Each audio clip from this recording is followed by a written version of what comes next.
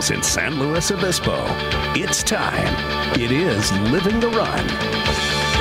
We're not just chewing the fat, we're getting rid of it. We are your home for everything health and fitness.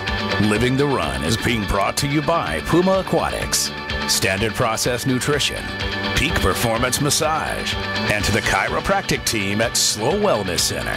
Here are your hosts for Living the Run, Rex Stevens and Paul Tarek.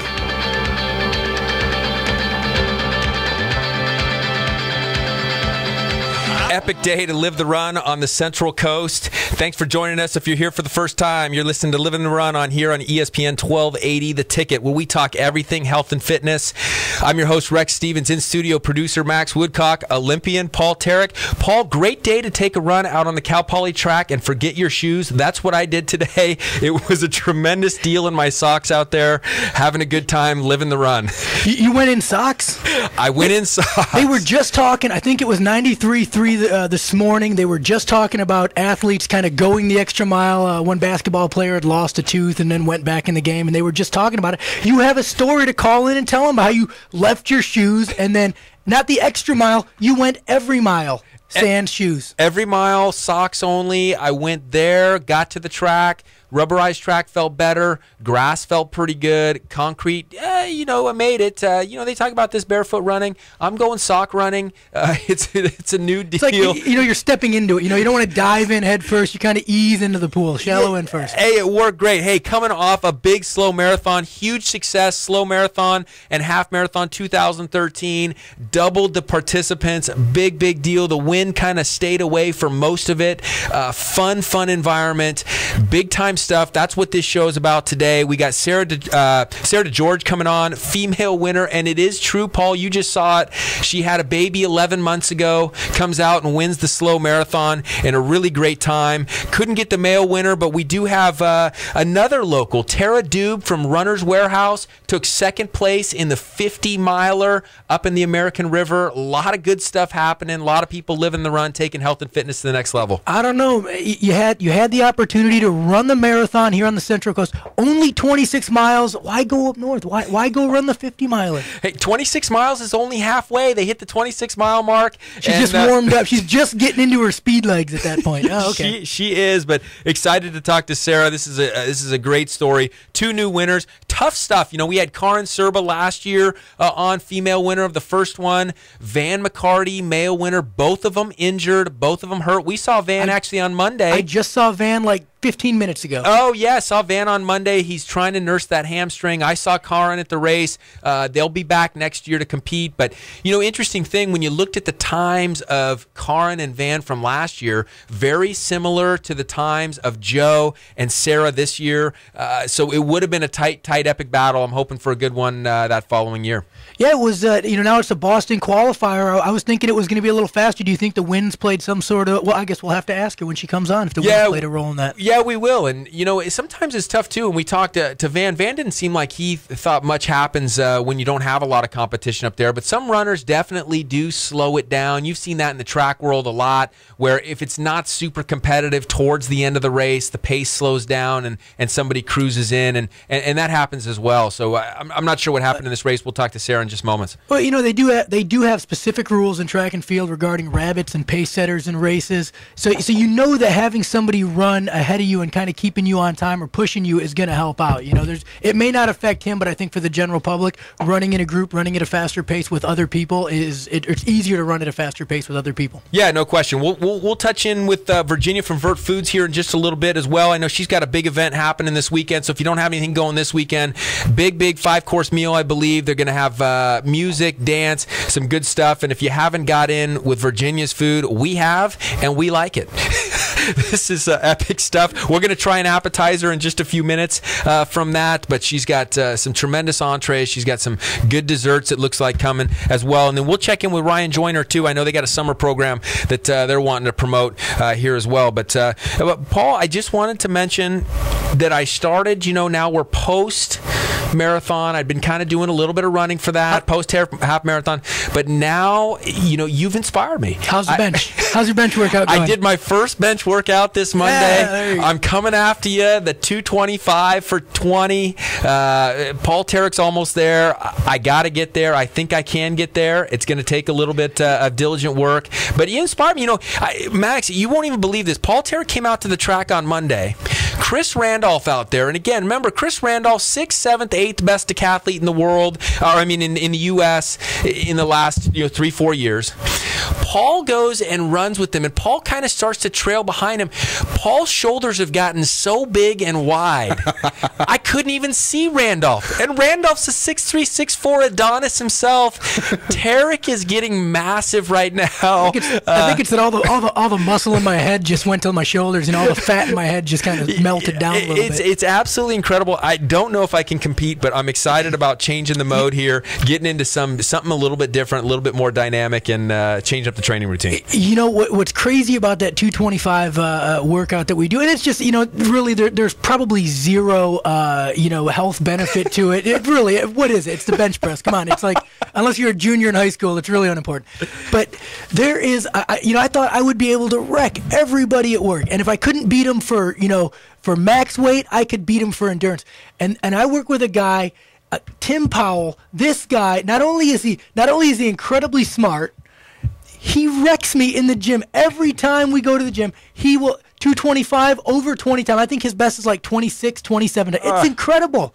And he just kind of stretches his arms, swings them around a little bit, and hammers me.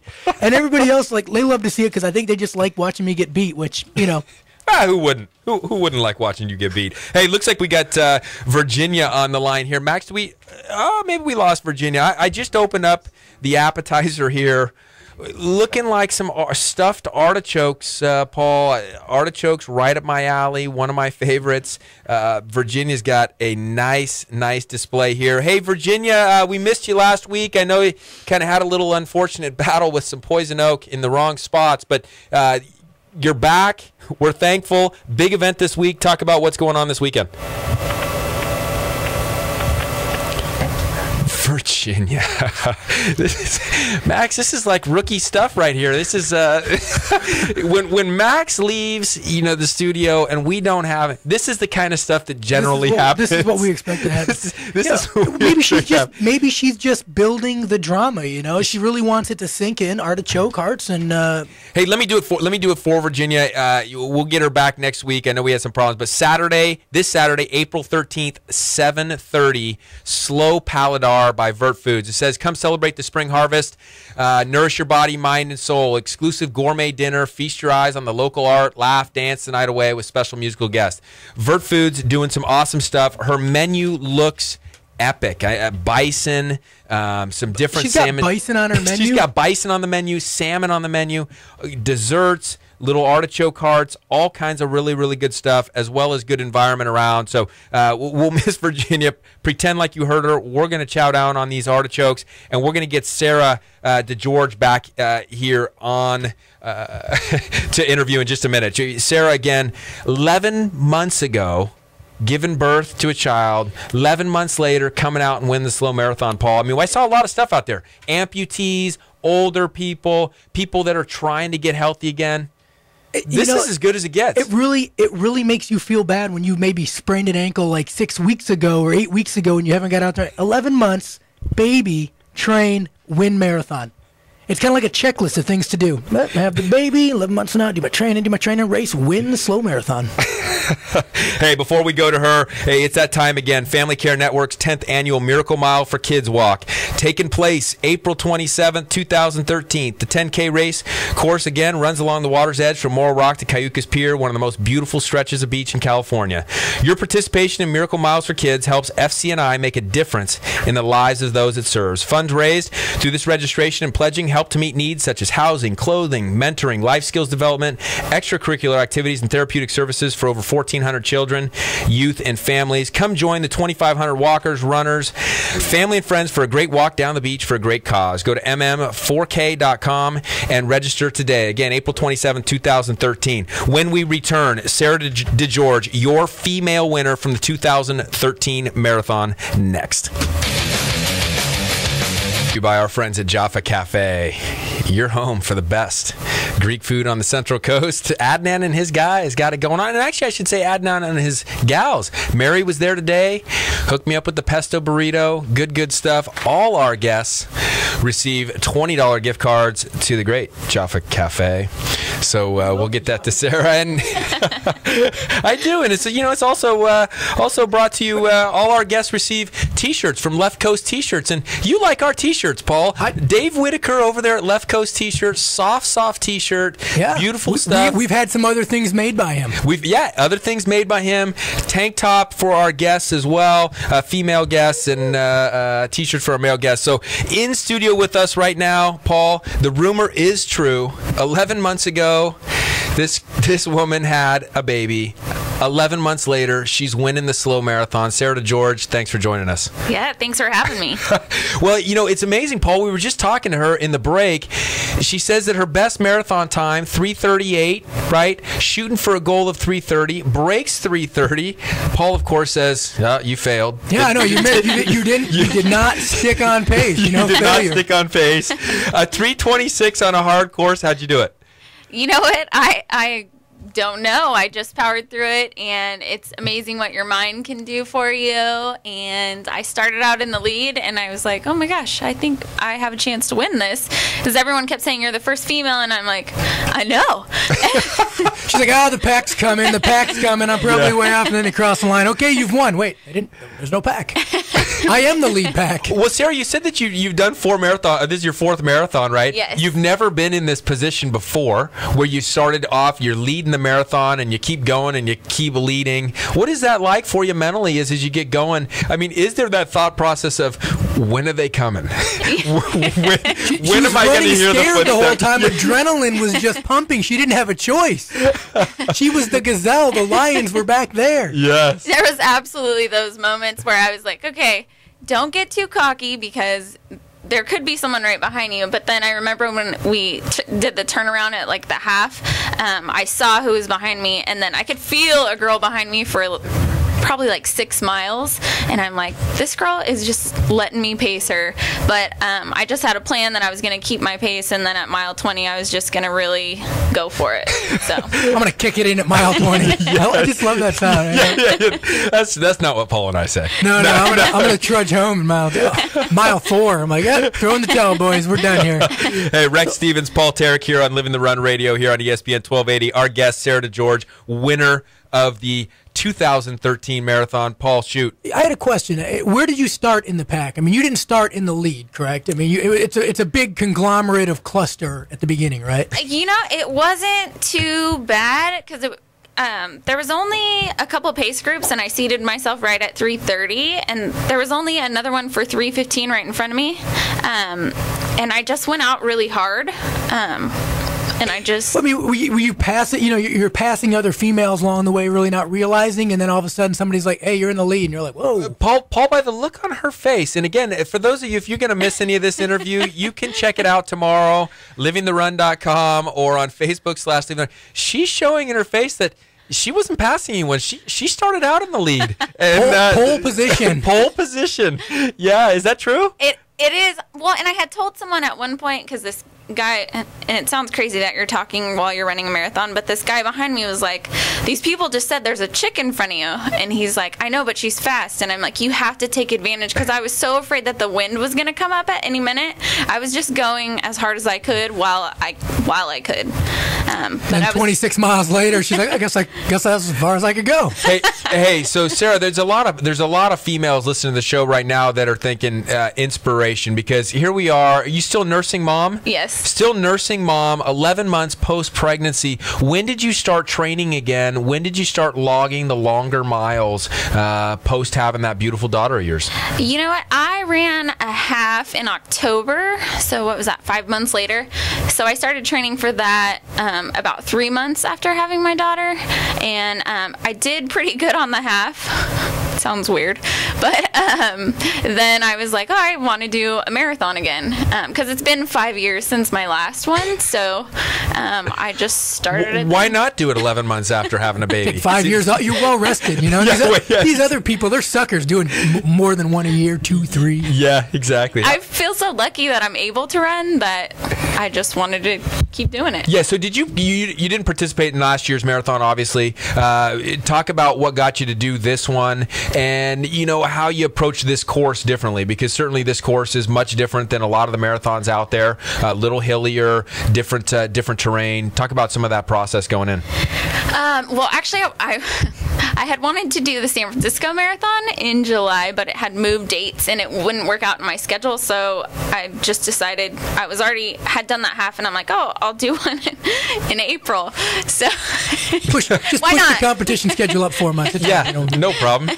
Well, I knew I had the time to train. The story just gets better and better. It's amazing. Is this going to be one of these ones where you kind of wake up late and you're like, oh man, it already started, and you just run to the finish, run to the start and then go? Yeah. It kind of feels like that. But so then I decided to do the SLO Marathon, and I looked at the course, and this is even going to sound even crazier, but I only had time to do one long run a week, pretty much, which you do one long run, but I only had time to really do one run, period, a week.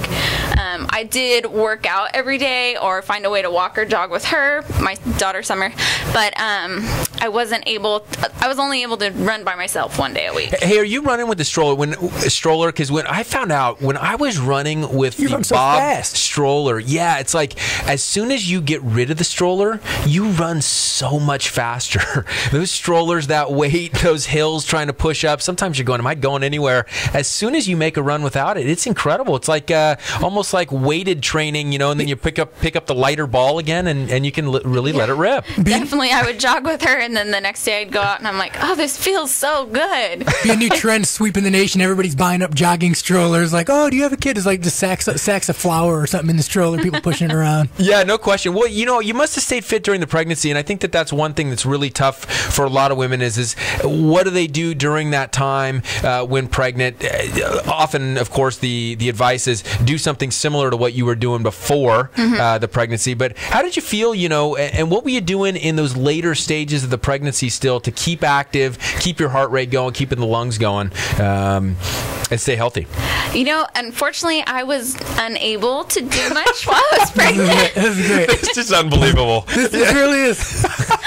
Max, what's going on? This is incredible. I'm just thinking of Dean. One day I decided to run from San Francisco to Carmel. Yeah. One day I decided I'm not going to work out. I'm going to have this baby thing, do that. Yeah. And then I'm going to do a marathon. Are you related to Dean Karnazes? No, I'm not. Yeah. Have you read his stuff? Because you got to write a book. I mean, his books sell, and this stuff would sell. Well, I couldn't really do. I couldn't. One baby in 11 months to marathon victory. Incredible. Hey, so what's next on the schedule? What do you plan on doing from here? I mean, you build on it, right? I mean, you had a goal 3:30. You beat the goal on a tough course. What comes next? Yeah, I think it's always about setting a fitness goal for yourself and always just trying to do a little better than what you did last time. So obviously I would like to be at 3:26 next time. I'm not sure what race will be at, but I'm doing a walk to benefit the March of Dimes and prematurity awareness and prevention of infant mortality in just a couple weeks. So that's my next one, and I want to give my husband a break for taking care of the baby for me while I'm out on 3-hour runs and nursing me while I'm all my ailments in the meantime. Good stuff. This is what if that's all going to be part of the next training? Twins next time, and then a marathon another 11 months after that, because you got to beat yourself in the time before. Well, yeah. Well, I mean, let your husband know, because this is crucial. This is crucial, right? We didn't have the defending champs from last year. We want the defending champs back next year. So don't get pregnant in this time. We need you back to defend that title. No, just kidding. She'll probably come in and go, yeah, first trimester, no big deal, and she'll be out there and smoke the race again. Was that lady last year that was like 9 months pregnant or 8 months pregnant, right? That ran Chicago, I think, right? Maybe. I don't know. I didn't hear that. What? I'll find the information for you. Yeah, so talk a little bit more about the charity that you're involved in, why you're involved in it, and what drives you to get out there and run. Well, I've always been a runner. I've always loved it. But I had a daughter that was born 4 months early who was able to stay with us for 8 months. So we got to stay with her, but unfortunately she was still in the hospital, but she had very, very bad lungs. So it was really hard watching her just fight for every breath. So it just really taught me that your health is so important, and I'm so lucky to be able to run. So now it's just mentally, I'm just in a way better zone and feel mentally so much stronger than I ever have, and I just want to keep running because she was never able to. So that's what makes your story so great. It's the kind of stories we try to get here on Living the Run. Yeah, great that you won, but more great that you're able to change that mindset to control and be thankful for your own body, and something a lot of people take for granted. And thanks for being in here. And you got great spunk. great smile, great energy. Paul, we need to bring her around a little bit more often. Yeah, let's get her in the pole vault or something else. We'll get her in the track season. You can't marathon every weekend, but you can vault every weekend. Yeah. Folks, Sarah DeGeorge, your female winner in the SLO Marathon 2013. Again, thanks so much for coming. Sport the Living the Run tank top on one of your runs. We'll look for you out on the streets, and let those guys at Jaffa Cafe know we said hi as well. Absolutely. Thanks for having me. Thanks so much, Sarah. When we return, Tara Dube, second place in the 50-miler up at the American River this last weekend, works for Runner's Warehouse here locally. Our local females kicking butt, Paul Tarek, here on the Central Coast. Back in moments.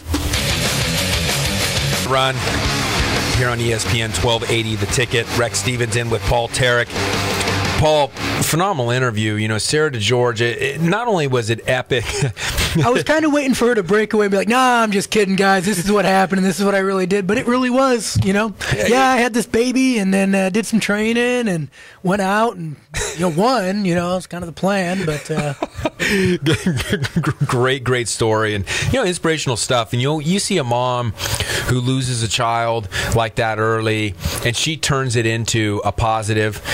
She's got a beautiful baby girl out there now, and you can see the glow in that girl's face. I bet she looked like that the whole time. I'm sorry I missed her out there. I wish I would have run the marathon, although I would have been behind her the whole way too, so I never would have seen that face. But she's glowing.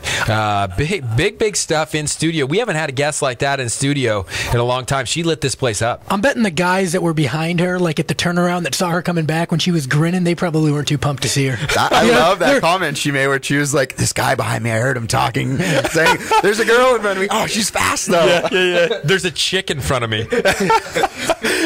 Yeah, but he's like, oh, she's fast.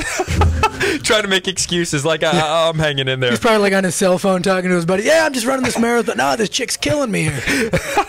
Hey, we're gonna have Tara Dube here on the phone in just a minute. She's employed for Runner's Warehouse, second place in the 50-miler. Big stuff.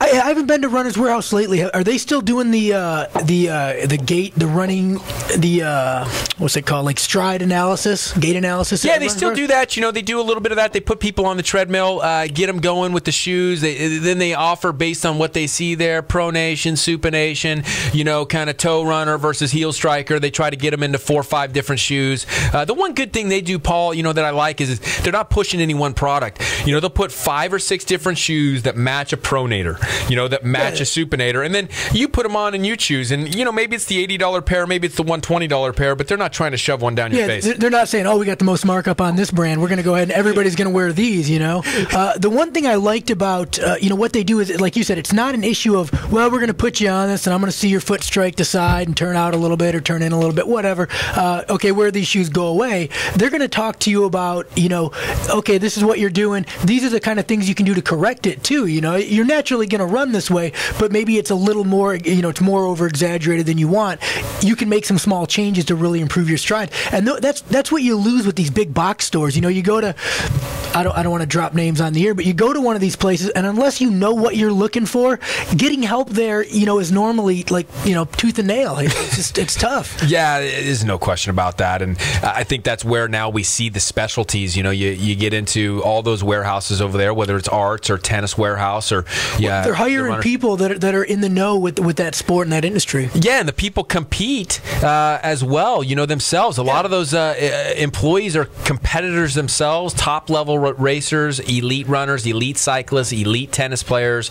Makes a big difference when you're a customer and you don't really know. You're kind of coming in unknowledgeable. Well, we kind of take it for granted. Here on the Central Coast, we got what, tennis warehouse, runners warehouse. There's tackle warehouse over there, and I think inline warehouse is over there. Yeah, too. Inline warehouse too. It's whatever you want to. There is a local collection of knowledge, broad range of hobbies and sports, and you don't get that. I grew up just outside of Detroit and went to school in Michigan, or up in East Lansing, and it was hard to find. If you wanted to, of course, everybody in Michigan knows hockey, but outside of that, if you wanted to find a specialist, you really had to look for one. Here we have them all collected in one area. Yeah, let me tell you something. Those guys over there now. My older son has now played basketball, and he's played soccer, he's played baseball, and he's doing roller hockey. I'm telling you. Are you looking for the one he's really good at? I mean, are you throwing darts here? What's going on? Is he just trying to expose him to all of them? Exposure all the way. And I'm letting him choose. Here's the point. Out of all those events, roller hockey by far has been run the best. It's got guys from over there at that warehouse. These guys are coming over. They coach. They inspire. Oh, you mean the organized. league and the league itself. It's unbelievable what they're doing over there. And, I know nothing about hockey, very little. I didn't play myself. But I can all you got to do is just take a look and you go, my gosh, this is as organized as it gets. The games are organized. The officials know what's going on. There's a lot of teaching, a lot of coaching. That's a good deal over there. Well, I think what you get into with a lot of the mainstream sports is you have so many teams. It's just so diluted, that it's hard to get top level talent coaching or helping out with each team. Whereas, in roller hockey or inline hockey, there's the talent's here, but there's only a couple. It's a smaller league than say like basketball or baseball, where there's 100 teams in St. Louis. Yeah, no question about it. Hey, excited now here on Living the Run to have Tara Dube coming on. Tara Dube, she just ran, Paul. We just got done with our marathon, or 26 miles. We got Tara win 50 miles up at the American River. Second place, or as your husband so eloquently puts, the first loser. Tara, how does it feel to be labeled the first loser? Well, first of all, it's just something we have going on in our family that we joke about, and it's all in good fun. My husband and I both run ultras, and so we, fortunately, I guess, are about the same pace, and so we do a lot of our running together. So we weren't able to run this race together, but we just have a lot of fun with it.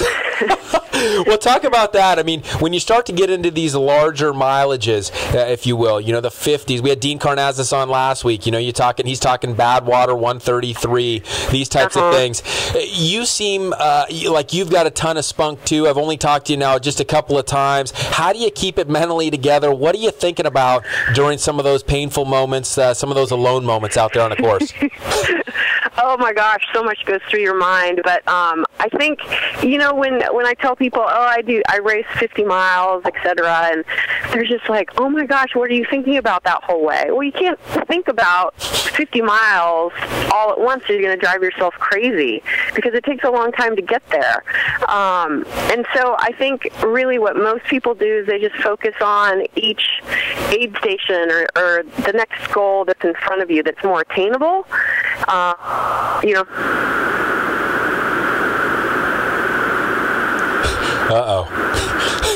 This is 0 for 2 on the callers today. Oh no! What happened to Tara? Let's see if we can get her back on the line. That's a good point, though. What do you think about because for me, like she said, you're thinking about the next aid station, but that's probably 10 miles away, 12 miles away, right? Well, no, it's got to be. I imagine every course is a little bit different, but it's probably a little bit sooner than that. I just got to think. in these 50-mile marks, when you are out there, there's a lot of alone time. Yeah. When you talk about the SLO Marathon, and we kind of joked with Sarah about getting out in front and so forth, she's still seeing a lot of men.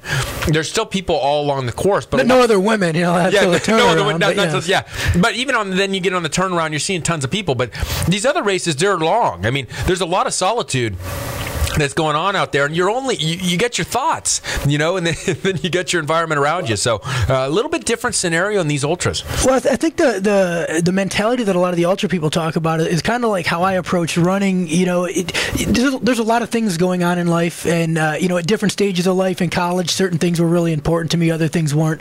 When things would stress me out, whether it was schoolwork or training or women, you go on a jog and you get that time to figure it out. You get the alone time to kind of sort through what's really important. Hey, we got Tara back on the line. Hey, at first I thought maybe we offended you with the first loser phrase, and you just hung up on us. What's going on? Yeah, what's going on there?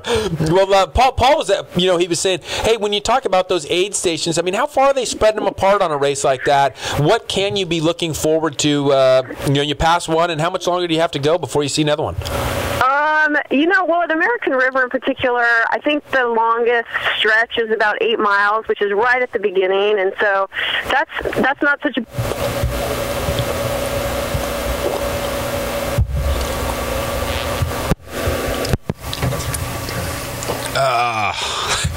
This is oh boy! Did we confirm that she's not still on the course? Is she running? I mean, is there? She's still at the American River, and that's why there's just no connection. Max, why don't we take a break? See if we can get her back after the break. Let's see if we can get Sarah was our runner. Tara Dube back on the line. 50-miler, took second place. She's got a ton of energy too, Paul. We want to try to get this interview if possible. So let's take a break. Quick commercial break. Come back. See if we can get Tara back on the line.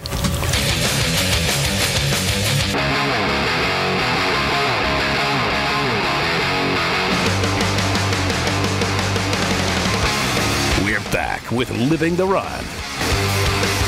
Welcome back to Living the Run. Rough deal, Paul. Tara, I know, was going to be a big interview. Good interview. We'll try to get her back next week. Having some problems with the phones here on ESPN 1280. Not to worry. Lots to talk about. Always lots to talk about. Remember, CJ Silas show coming up next. I think they're talking Jackie Robinson stuff. New movie coming out. Big topic. 2 free tickets, I think, at least, right? 2 free tickets being given out next on the CJ Silas show. What's that? I think 22? No. They're giving out 22 tickets? It's like charades. I love that. Well, come on in. Yeah, let's bring in CJ. I'm terrible at charades here. She's got to get taking a group with me to see the movie. We're going to be a big party on Friday. There's only 21 tickets left now, guys. Did you hear the 21 tickets? 21 tickets. Paul just took up one. Jackie Robinson. Huge. My hero. Unbelievable. What he did, not just for sports, but what he did for our country and the civil rights movement, and giving people of color a chance to play team sports, getting into the military, on some of the first groups in the military on the front line. I mean, it just goes on and on and on, and that's why he's my hero. We'll be talking about him all night long. And yes, 42 opens on Friday, and I'm taking a bunch of listeners with me to the first show Friday afternoon, and we'll be giving away tickets. Friday afternoon, tickets being given away in just 15 minutes from 7 to 8. The CJ Silas show. I love it. CJ's always got energy. This is a big female thing going on here, Paul. The moon and the stars aligning. Guys, are you listening? Get out tonight. Get out on the town. Dude, I was so terrible at charades. She was doing a great job, and I was like, it's a giraffe. I see a giraffe. Lion King.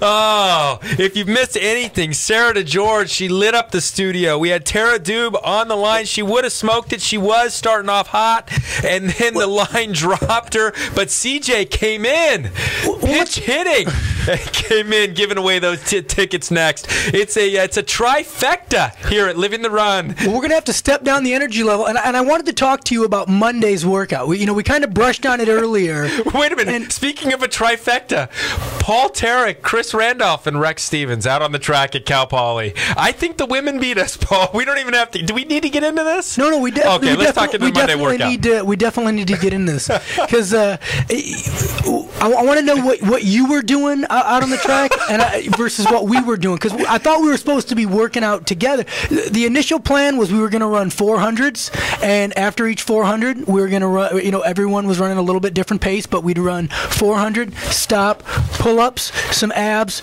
and you chose burpees. I myself like inchworms. I noticed you were dragging a little bit over there. I didn't want to say anything. Max, Paul Tarek says that I'm dragging as he shows up 25 minutes late to the workout. I've already done 5 laps, 5 sets of pull-ups, 5 sets of burpees. I was just letting you get warmed up. Then Tarek says I'm dragging. But as a and then get this, Max, he finishes his workout before me. I'm still going. Efficiency. I was about to say, Paul's going to claim efficiency 100% on that one.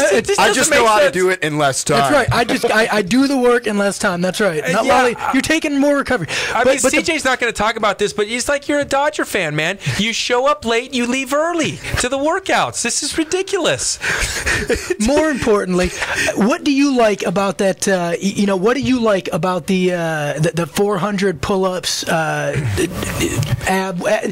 do you like about that workout that you think the general person? Because myself, the 400 I think is good if you're doing. I like a little bit shorter, maybe a 200 or a 250. But I love the running aspect and the pull-up aspect. So you're kind of getting a full body exercise in there. It's more of like a whole body circuit as opposed to just going out and trying to run. Oh, I'm just going to go run for 25 minutes straight or 30 minutes straight. Our workout took what? Yours probably took 40, 45 minutes. Yeah, 40, 45 Mine was minutes. In the efficient 20 to 25 minute range. But you're an Olympian, Paul. I wasn't. But I get it. I think the thing to talk about with that is, a lot of people struggle to run. I struggle to run 30, 40 minutes at a time. There's a lot of time to think. You start falling off pace. It just gets monotonous if you're doing it by yourself. When you break things up into circuits, doing a couple things that might complement each other, it's a lot easier and it goes so much quicker to get through. Like I got to get 5 rounds of this in, and it doesn't seem like a lot, but the whole point of going out running is what? Elevate the heart rate, right? And while your heart rate's elevated, you got push-ups in there, you got sit-ups, you got whatever you want to add in there, depending on what kind of shape you're in. I love those kind of circuit workouts. I'm just wondering what you think as a chiropractor or a doctor, what benefits somebody might get or what they might want to stay away from if they're going to make their own workout. Yeah, no question about it. I mean, it's a great question. I think one of the things that you're trying to look at there is the dynamic nature of the workout, involving different body parts, involving the aerobic system a little bit, involving the anaerobic system a little bit, moving upper body versus lower body. When we're doing pull-ups in different angles. We're not doing the same grip every time. When we're doing push-ups or burpees, we're jumping at different angles or using different angles of our wrists, our hands, our elbows, and our shoulders. And so we're trying to get a dynamic variety there. But it's also to try and not stay bored as well, Paul. And I think a lot of times when people get into a 35, 40, 45-minute routine, they tend to stay at the same pace, especially if they're using machines, elliptical machines and treadmills and so forth. They put it on 4.0, they go for 40 minutes, what have you. And eventually, mentally, that changes you as well. Sandy and I were talking a lot, Sandy Sachs, partner of mine, we were talking a lot about that on the run this weekend. One of the things about the slow half marathon is what we did the half marathon.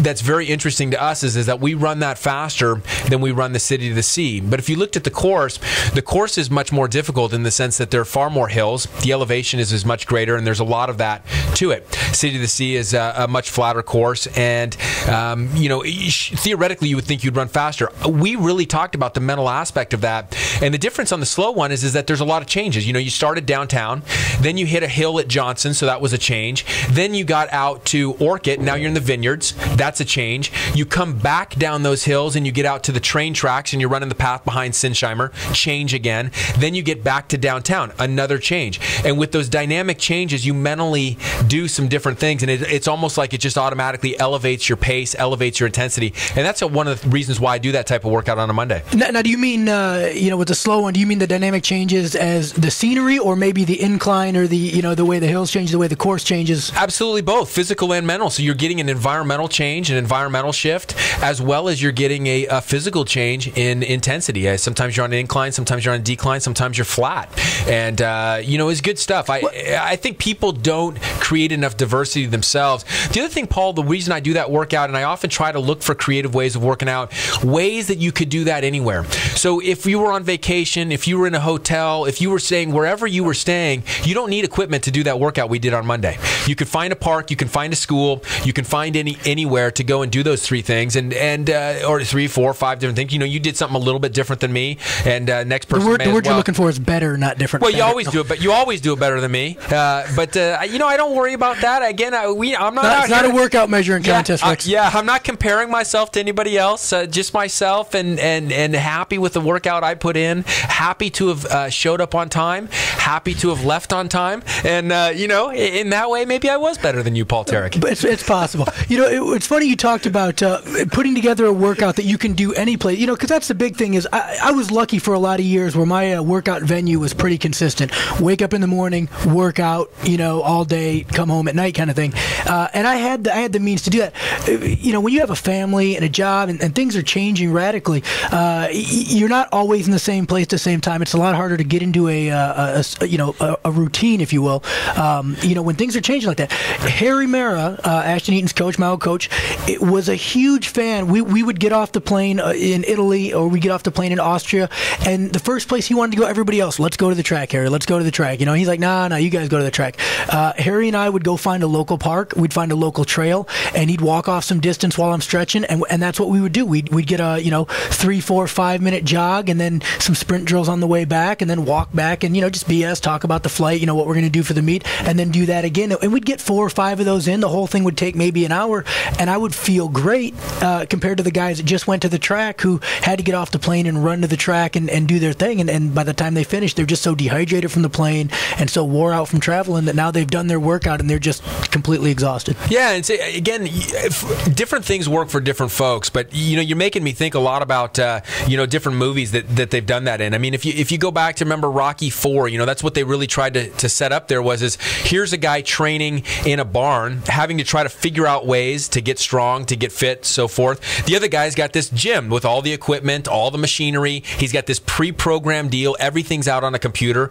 2 different types of training styles. Karate Kid, same thing, right? One bunch of guys are training in the studio. You're not selling me on the credibility of the movie. Yeah, the other guy's out, on the beach. He's practicing balance in a boat. He's practicing balance on, totem poles. He's waxing cars and doing different things. And, again, maybe corny Hollywood type stuff, but the idea is that you can take everyday things and make them into fitness molds and not have to go to a gym membership. Look, Paul, I've said this forever. People, they go to gyms because they think they have to. I cannot tell you how many patients walk through the door and I say, what are you doing for workouts lately? And they say, well, I'm not really doing much. I'm just hiking. And I go, wait, is hiking not a workout? I mean, when did being outdoors, climbing up a hill not be good enough? But in their mindset, it's if you didn't go to the gym, you weren't really getting things done. And I'd like to argue the opposite way. I mean, the connection, the energy you get from being outdoors, you should be able to create a lot of body weight type things, not need equipment all the time. I mean, certainly, you're a decathlete, you're trying to you're going to use some equipment and so forth. But I'm talking about the average person for fitness and longevity, health and wellness, what we're trying to sell here on Living the Run. And it's okay to get on some equipment every now and then, but I totally agree with you. If you can develop a body weight routine, whether it's single, how many people do you know that can squat 500 pounds, 400 pounds, and can't do a single leg squat? I was one of those people, and I know a lot of people just like that. Can't do a single leg squat, but they're in the gym and they have 500 pounds on the squat bar, and they're trying their worst technique ever to squat it. And I think where I saw the biggest benefits in my career was we started doing yoga, and that improved flexibility and improved balance. And then when flexibility and balance improved, now all of a sudden the things I wasn't able to do before, it wasn't that I couldn't do them because of a lack of strength. I couldn't do them because of a lack of mobility. Now I could do those things. Now all of a sudden I'm able to strength train over a longer range of motion. I'm able to do things balance-wise that I wasn't. I had more awareness and more feeling in the ring, say for the discus. That's where I saw my biggest gains, was when I was just really doing a lot of body weight stuff. Now it complemented the weight weights that I'd had previously and the weights that I was doing, but really flexibility. Yoga was a huge impact for me. Yeah, let me get these in here real quick. I want to get in Ryan Joyner. He's not going to be able to join us from Athlon Elite, but we want to plug his Shape Up program starting towards the end of the month. Shape Up for this fitness. Check those guys out at athlonelite.com. No, you're right on, Paul, there, and I think that you as a decathlete, you understand multi-dimensional, very dynamic workouts. The average person doesn't. As I was watching the marathon this weekend and running past a lot of people and just kind of looking at the different varieties of people out there, and that's what's so great about this is you run past so many people because on your way back there's a ton of people going up the hill while you're going down the hill, and then of course the really fast people are coming down the hill while you're running up the hill. But it's a great deal. I love how you set that up. You pass a bunch of people, and then when you're coming down, they're all still going up. Well, Paul, it makes me feel good when I go out with you and Rando. I never pass you guys. I'm always trailing. So for me to pass somebody was a big deal. It helped my confidence, made things positive. But it was an amazing thing. I won't forget. Again, and we had amputees out there. We had some older people. We had people that were grossly overweight, shuffling along. I saw one guy that just struck me, and I don't know why. He was about, I guess I do know why, but 6'6", 6'7", probably. Well, that's probably why he's jet. Yeah, probably just under 400 pounds, shuffling along in this thing. Got a good high five from him. It was pretty inspiring. And, my thought there was, Paul, that, hey, this guy maybe 6 months ago was 500 pounds. Maybe he was 450. I don't know. And maybe he was on the couch and he couldn't hardly get up. And now he's out here. He's shuffling along. And this is the start to a dynamic workout. This is where running, to me, again, beats everything else, is that you can do it anywhere. Anyone can do it at any time. They just need shoes, shorts, and a shirt. You proved you don't even need shoes today. And I proved you don't need shoes. You just need a pair of socks. You can get out there. Look, we're not recommending it per se, but as a chiropractor, I don't recommend not wearing shoes. Yeah. But it was a good workout out there. The wind stayed down. We didn't talk too much about it, but the wind stayed down pretty good for this marathon. It was a great weekend, Paul. Another chance to inspire. I'm stoked about these next couple weeks, Paul. Next week we got Winter Vanecki. She's been on twice with us. She's the youngest girl ever to win the marathon or to run a marathon in Antarctica. Again, she's doing all 7 continents in the same year. It's a short list. Oh, this girl is great. And then we got the kids from the Grizzly Academy. I tell you, talk about inspiring. These kids ran this last week. They were pretty funny. It was almost like they were doing one of the, do they call them Indian runs? I don't know if that's politically correct anymore. But anyway, where... Sure, why not? Yeah, where they're just kind of jogging. Well, one kid just takes off. Yeah, you run from the back to the front, and then you get to the front, and then the whole line jogs at the same pace. Paul, one kid passed me 6 times during the race. I mean, it's hilarious. He's like... How long was this line? I don't know. He'd run past us, and then all of a sudden, boom, he'd fade back. And then, 2 miles later, this kid comes sprinting and you yell at him, figure out a better pace! So these are huge guests next week. Grizzly Academy, Winter Vanecki. You're not going to want to miss us here on ESPN 1280. Again, find us on Facebook /Living the Run. Find us on livingtherun.com. If you miss any of these interviews, warm heart from that Sarah to George. For Max Woodcock, Paul Tarek, I'm Rex Stevens here on Living the Run. Stay tuned for the CJ Silas Show.